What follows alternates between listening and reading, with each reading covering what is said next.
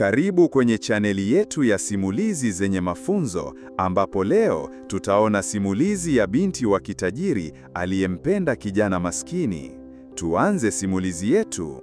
Katika jiji kubwa lililosheheni majumba ya kifahari na magari ya kupepea, aliishi binti mmoja mrembo ajabu aliyeitwa Ariana. Ariana alikuwa mtoto wa pekee wa mzee Makame, mfanyabiashara mashuhuri na tajiri kupindukia. Maisha ya Ariana yalikuwa kama ya kifalme.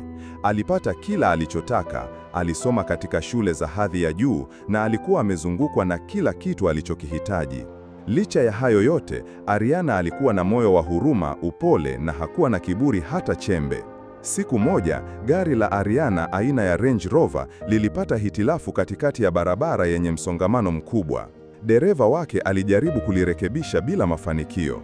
Ariana akiwa ameketi ndani kwa muda mrefu, aliona kijana mmoja mwembamba aliyevaa nguo za kazi zilizochanika kiasi, akisukuma mkokoteni wake uliojaa vyuma chakavu. Kijana huyo aliyeitwa Juma aliona gari lile la kifahari limekwama na watu wakipiga honi kwa fujo.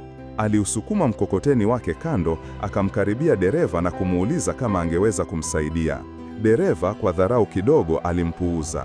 Lakini Ariana aliyevutiwa na ujasiri na utayari wa Juma, alifungua kioo na kumwomba aangalie.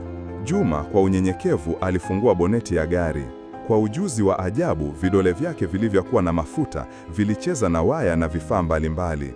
Baada ya dakika chache, aliomba gari liwashwe na likaunguruma kana kwamba lilikuwa jipya. Ariana alishangazwa na kufurahishwa mno kwa kile Juma alichokifanya. Alitaka kumpa Juma kiasi kikubwa cha pesa, lakini Juma alikataa kwa upole. Bi mkubwa, alisema Juma kwa sauti ya heshima, nimefurahi kusaidia tu, sio lazima unilipe. Maneno yale yalimchoma Ariana moyoni. Hakuwahi kukutana na mtu kama Juma, mnyenyekevu, mchapakazi na mwenye utu licha ya umaskini wake dhahiri. Kuanzia siku hiyo, Ariana alijikuta akimfikiria Juma kila mara. Alitafuta njia ya kuonana naye tena. Aliamua kuanzisha mradi wa kusaidia vijana wa mitaani na akamwomba Juma awe mmoja wa washauri wake, kwani aliufahamu mtaa vyema. Juma alikubali kwa moyo mkunjufu, ingawa hakujua nia hasa ya Ariana. Kadri walivyofanya kazi pamoja, ndivyo urafiki wao ulivyokuwa. Ariana alivutiwa na akili ya Juma, bidii yake na ndoto zake za kujiendeleza kimaisha licha ya changamoto alizokumbana nazo. Juma naye alivutiwa na unyenyekevu wa Ariana, moyo wake wa kusaidia na jinsi alivyomchukulia kama binadamu sawa licha ya tofauti zao kubwa za kiuchumi. Urafiki uligeuka kuwa mapenzi. Walipendana kwa dhati, penzi lisilojali tofauti za mali wala nasaba, na walikutana kwa siri na walitembea katika bustani za maua, walikula chakula katika migahawa ya kawaida ambapo hakuna aliyemjua Ariana, na walizungumza kwa saa nyingi kuhusu maisha yao na ndoto zao. Ariana alihisi uhuru na furaha ya kweli akiwa na Juma, furaha ambayo hakuwahi kuipata katika ulimwengu wake wa kitajiri. Hata hivyo, siri yao haikuweza kudumu milele. Mzee Makame alianza kusikia minong'ono kuhusu binti yake na kijana wa mkokoteni. Mwanzoni alipuuza, akidhani ni umbea tu.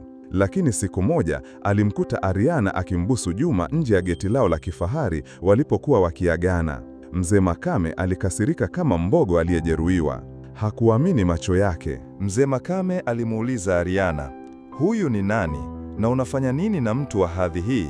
Juma alisimama kidete, ingawa kwa hofu kidogo. Ariana alimshika mkono Juma na kumjibu baba yake, baba, huyu ni Juma na nampenda sana. Mzee Makame alipigwa na butwaa. Alimwamuru Juma aondoke mara moja na kamwe asimkaribie binti yake tena. Alimfungia Ariana ndani na kumwekea ulinzi mkali. Alijaribu kila njia kumshawishi Ariana amsahau Juma. Alimwahidi safari za nje ya nchi, magari mapya na hata alijaribu kumpangia ndoa na mtoto wa mfanyabiashara mwenzake. Lakini Ariana alikataa katakata. Moyo wake ulikuwa kwa Juma tu. Juma kwa upande wake aliumia sana, maana alimpenda Ariana kwa dhati, lakini alijua fika kwamba Mzee Makame alikuwa na haki ya kuwa na wasiwasi kuhusu mustakabali wa binti yake. Alijisikia mnyonge na asiyefaa. Hata hivyo, hakuacha kumpenda Ariana. Aliendelea kufanya kazi kwa bidii zaidi. akijiwekea akiba na kutafuta fursa za kujiendeleza. Alitaka kumthibitishia mzee Makame kwamba yeye si tapeli na kwamba mapenzi yake kwa Ariana yalikuwa ya kweli. Siku zilipita na Ariana alizidi kudhoofika kwa mawazo na huzuni ya kuwa mbali na Juma.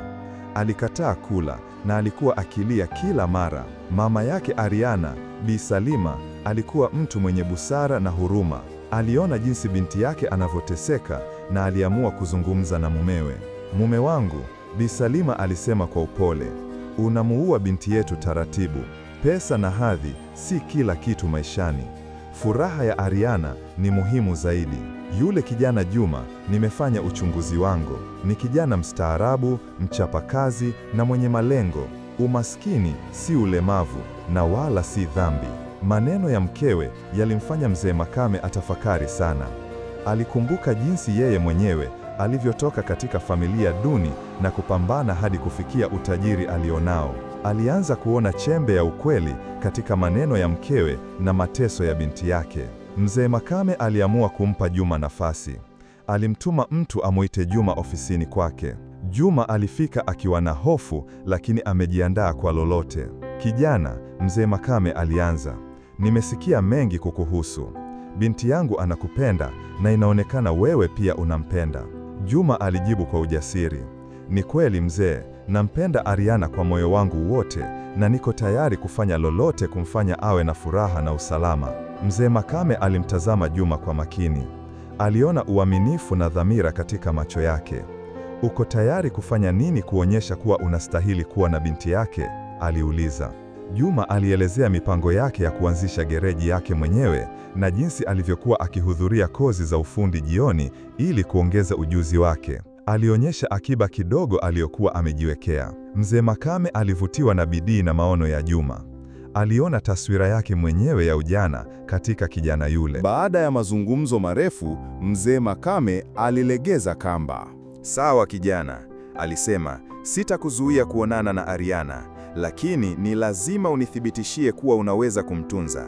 Nitakupa mtaji mdogo uanzishe hiyo gereji yako.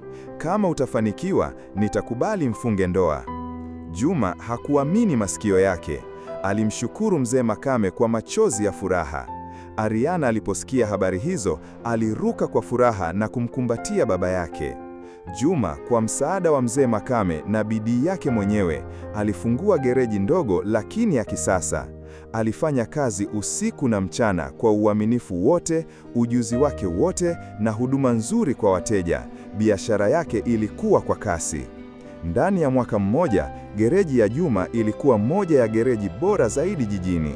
Alikuwa amemthibitishia mzee Makame na ulimwengu mzima kwamba yeye si mtu wa mchezo. Hatimaye, siku iliyosubiriwa kwa hamu ilifika. Juma na Ariana walifunga ndoa katika sherehe kubwa na ya kifahari iliyohudhuriwa na watu wa kila aina, matajiri na maskini, wote wakisherehekea ushindi wa mapenzi ya kweli. Mzee Makame, akiwa na tabasamu pana usoni, alimkabidhi Juma mkono wa binti yake, akijua kwamba Ariana alikuwa katika mikono salama. Juma na Ariana waliishi kwa furaha na upendo. Waliendelea kusaidia jamii, hasa vijana waliokuwa katika mazingira magumu. Ndoa yao ilikuwa ushahidi kwamba mapenzi ya kweli hayajui mipaka ya mali, hadhi wala nasaba. Hadithi yao ikawa mithali jijini, ikikumbusha watu kwamba thamani ya mtu haipimwi kwa kile alichonacho mfukoni, bali kwa kile kilichomo moyoni mwake. Na hivyo, binti wa kitajiri na kijana maskini waliishi kwa furaha daima, wakiwa wameunganishwa na pendo lisiloyumba. Na huo ndio mwisho wa simulizi yetu. Naomba usubscribe ili uwe unakuwa wa kwanza kupata video zetu kila tunapoziachia. Asanteni sana, tukutane kwenye simulizi nyingine.